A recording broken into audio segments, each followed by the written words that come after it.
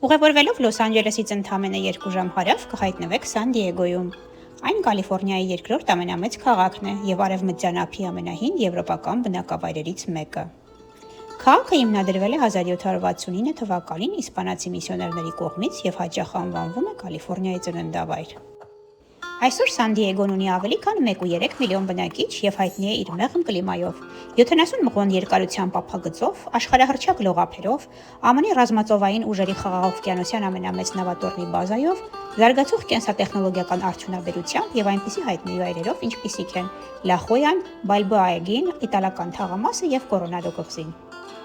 Մեր առաջին կանգառը Լա Հոյան է, Սան Դիեգոյի ամենագեղեցիկ և հեղինակավոր ծովափնյա թաղամասերից մեկը։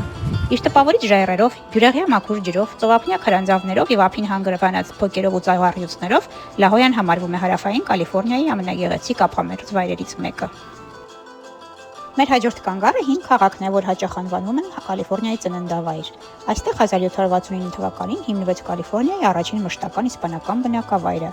1821 թվականին Մեքսիկայի անկախությունից հետո հին Սան Դիեգոն դարձավ Մեքսիկայի տարածք, իսկ 1848 թվականին միացավ Միացյալ Նահանգներին։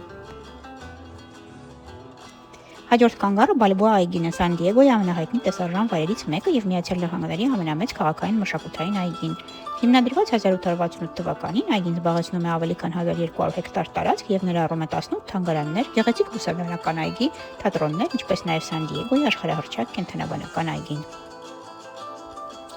Մեր հաջորդ կանգառը փոքրիկ Իտալիան է, Սան Դիեգոյի ամենահմայիչ թաղամասերից մեկը։ Ժամանակին այստեղ ապրել են իտալացի ձկնորսներ, իսկ այսօր այն վերածվել է աշխույժ շրջանի։ Սորենտո ռեստորանում փորձեցինք նեապոլիտանական ոճով պատրաստված պիցցան և մի պահ տեղափոխվեցինք Նեապոլ։ Իսկ իտալացի տնօրեն Ֆաբիոն պատմեց, որ այստեղ բոլոր ուտեստները պատրաստվում են իտալական ավանդական բաղադրատոմսերով, օգտագործելով բարձրորակ Իտալիայից ներմուծված բաղադրիչներ։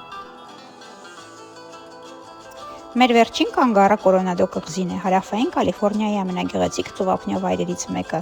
Կղզին Սան Դիեգոյի կենտրոնին միացված է հայտնի Կորոնադո կամրջով և հայտնի է իր լայն ավազոտ լողափերով, գեղեցիկ թաղամասերով և պատմական հոթել Դել Կորոնադո հյուրանոցով։